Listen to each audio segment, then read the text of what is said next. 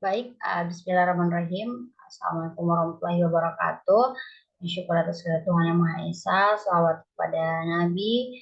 Dan saya juga berterima kasih kepada Ibu Dosen Pengampu atas kesempatan yang diberikan untuk melakukan presentasi atau sedikit menjelaskan materi yang terkait pada mata kuliah akuntansi perpajakan. Di sini saya akan sedikit menjelaskan mengenai salah satu materi yang terkait dalam mata kuliah ini. Nah, jadi dalam book chapter yang diminta atau ditugaskan untuk kami susun itu ada 13 bab atau 13 materi yang perlu kami rangkum materi-materinya untuk bisa menyelesaikan atau memenuhi tugas-tugas yang diberikan. Jadi di sini ada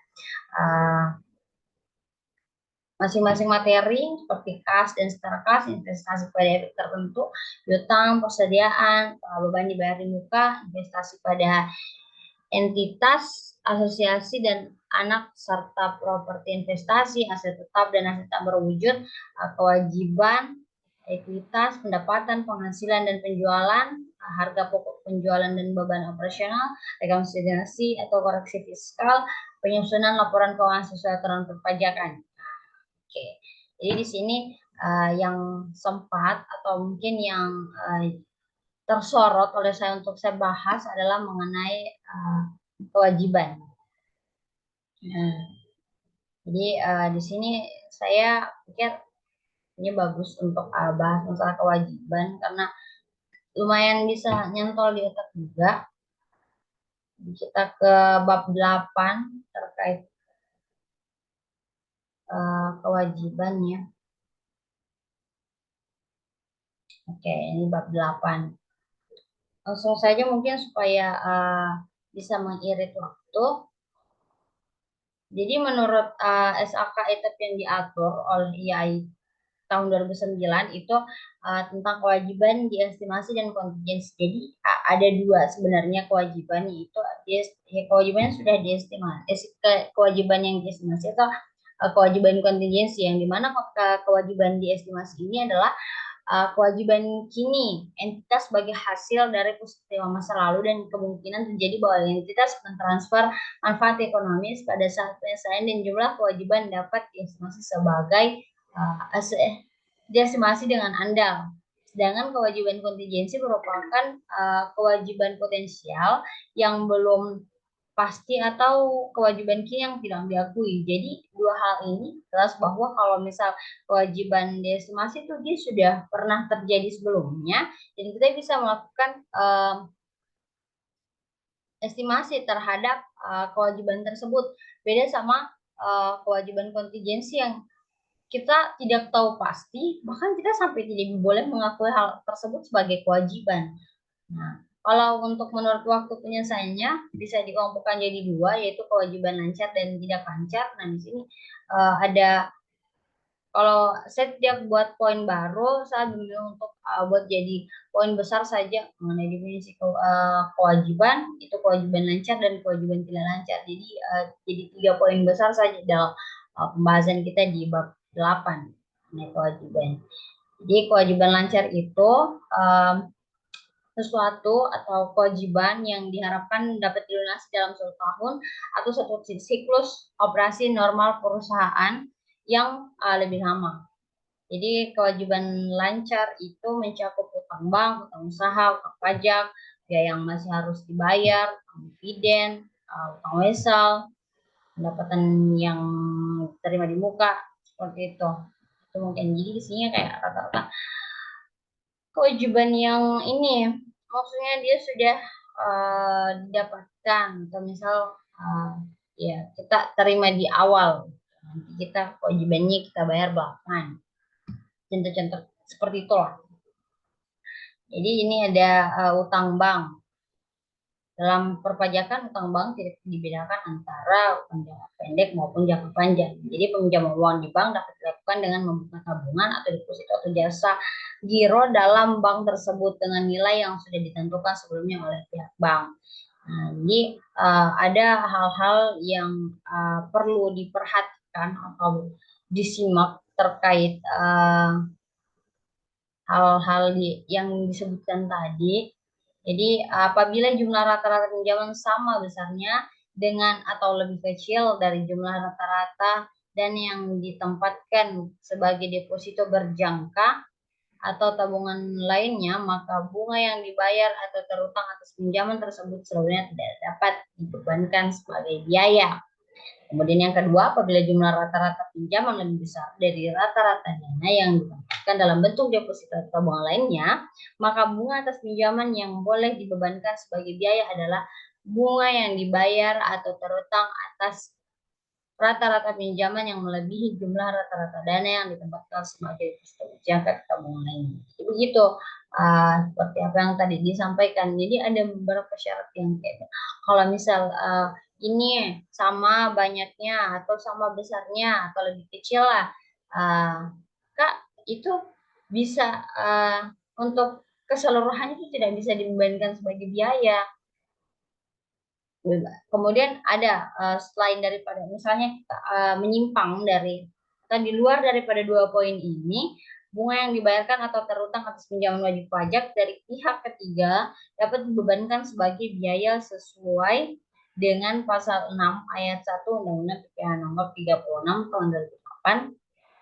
Yang dimana maksudkan ada 3 poin ini. Tanda pinjaman tersebut disimpan atau ditempatkan dalam bentuk rekening giro yang atas jasanya dikenakan PPh bersifat final. Ada keharusan bagi wajib pajak untuk menempatkan dana dalam jumlah tertentu pada satu bank dalam bentuk deposito berdasarkan ketentuan perundang-undangan yang berlaku. Kemudian dapat dibuktikan bahwa penempatan deposito atau tabungan tersebut dananya berasal dari tambahan modal dan sisa laba setelah kena pajak. Oke. Ini mungkin selanjutnya setelah tadi kita bahas utang bank, ini ada utang usaha, di mana ada pihak yang punya hubungan istimewa, kan? Jadi hubungan yang istimewa ini dapat yang dimana maksudnya dapat memiliki atau menguasai. Jadi utang usaha dalam hubungan istimewa dapat timbul karena terjadi transaksi seperti pembelian atau pengalihan barang jasa, sewa, penjaminan, dan penyelesaian oleh perusahaan atas nama pihak yang mempunyai hubungan istimewa. Jadi hubungan istimewa seperti yang biasa itu ada hubungan yang bisa ceritanya si pihak tersebut bisa memiliki atau menguasai terkait usaha tersebut, kan? Oke. Ada beberapa poin terkait dampak potensial terhadap laporan keuangan. Jadi kalau misalnya kita mau tahu dampak potensial hubungan tersebut terhadap laporan keuangan, ada kita perlu soroti adalah jumlah transaksi dan jumlah saldo. Jadi dalam peraturan perpajakan untuk hubungan istimewa penilaian suatu harga wajar merupakan beberapa macam metode untuk menentukan harga dalam suatu transaksi antara pihak yang mempunyai hubungan istimewa. Jadi ini ada metode, mungkin ini metode untuk mengetahuinya. Ya, ada metode harga pasar bebas yang dibandingkan. Kemudian metode harga penjualan kembali, ada metode biaya plus atau cost plus method. Nah, ini ada pihak ketiga. Kalau tadi hubungan istimewa, yang ini ada pihak ketiga. Utang usaha umumnya muncul karena ada pembelian barang jasa yang digunakan dalam kegiatan usaha normal perusahaan. Utang usaha dapat dicatat berdasarkan metode bruto ataupun neto. Apabila digunakan metode bruto, maka utang dicatat sebagai nilai yang harus dibayarkan tanpa potongan tunai. Sementara untuk metode neto, diasumsikan perusahaan akan mengambil diskon sebagai nilai yang dicatat adalah sebesar nilai yang telah dikenakan potongan tunai.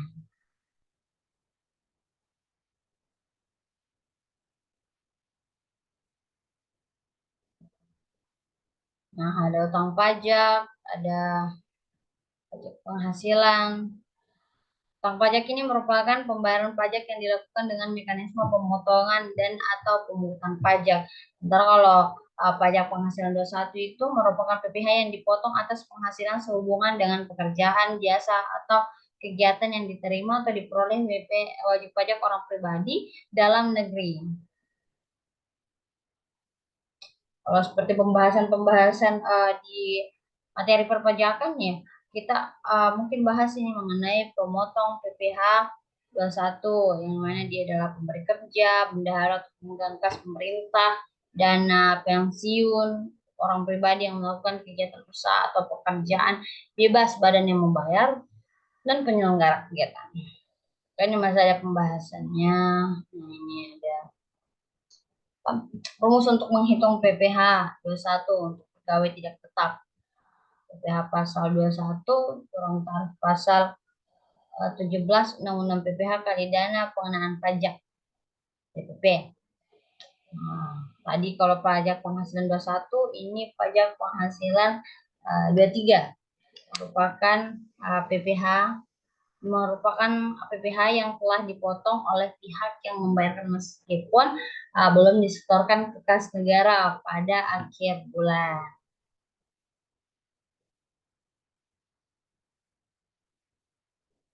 Ada dividen juga, itu bagian laba yang diperoleh pemegang saham atau pemegang polis asuransi atau pembagian sisa hasil usaha koperasi yang diperoleh anggota koperasi, termasuk dalam pengertian dividen sesuai dengan penjelasan yang ada di Undang-Undang PPh nomor 36 tahun 2008 pasal 4. Banyak ya, kan bisa kita baca saja di layar, tampilan di layar terkait hal tersebut. Nah, ini berdasarkan Undang-Undang PPh nomor 36 tahun 2008 pasal 17 ayat 2C. Ya. Dividen yang dikenakan pajak adalah dividen yang diterima oleh orang pribadi dengan tarif sebesar 1.096 bersifat final. Namun dividen yang dikecualikan dari objek PPh 23 adalah dividen yang diterima oleh PT sebagai wajib pajak dalam negeri, koperasi, BUMN atau BUMD dari penyertaan modal pada badan usaha yang didirikan dan bertempat kedudukan di Indonesia dengan syarat dividen yang dibagikan berasal dari cadangan saldo laba dan kepemilikan saham paling rendah 2.596 dari jumlah modal saham sesuai dengan Undang-Undang PPh nomor 36 tahun 2008 pasal 4 ayat 3. Ini ada bunga yang bukan merupakan objek PPh adalah bunga yang diterima bank karena dimasukkan sebagai penghasilan bank. Dan ada royalti atau imbalan atas penggunaan hak suatu jumlah yang dibayarkan atau terutang dengan cara atau perhitungan apapun, baik dilakukan secara berkala maupun tidak. Dan ada hadiah, penghargaan, bonus, dan sejenisnya. Mungkin teman-teman juga tahu apa itu hadiah, apa itu penghargaan, bonus, yaitu ada pengelompokannya. Dan ada sewa, imbalan jasa, ini PPh pasal 26. PPh yang dikenakan atau dipotong atas penghasilan yang bersumber dari Indonesia yang diterima atau diperoleh wajib pajak luar negeri selain PUT dan di Indonesia.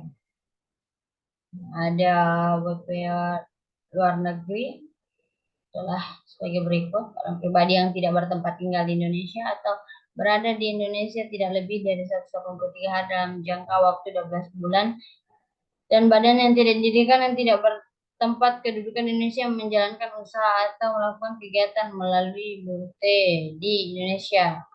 Kemudian yang kedua, orang pribadi yang tidak bertempat tinggal di Indonesia atau berada di Indonesia tidak lebih dari 1,3 hari dalam jangka waktu 12 bulan, dan badan yang tidak didirikan dan tidak bertempat tinggal di Indonesia yang dapat menerima atau memperoleh penghasilan dari Indonesia bukan dari menjalankan usaha atau melakukan kegiatan melalui bumi di Indonesia.